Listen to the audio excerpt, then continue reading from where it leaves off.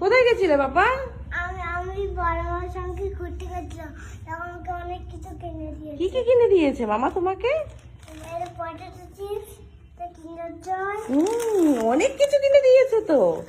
তুমি ঘুরু ঘুরু যাবে না? যাবো এখন তো। তুমি মামার সাথে ঘুরতে গেছো, আমরা রেডি হয়ে গেছি। এখন কিছু খুলো না। না না, একটু ব্যাগে রেখে দাও, মামা বাড়ি গিয়ে খাবো। আচ্ছা, মামা বাড়ি গিয়ে খাবে মামার সাথে শেয়ার করে?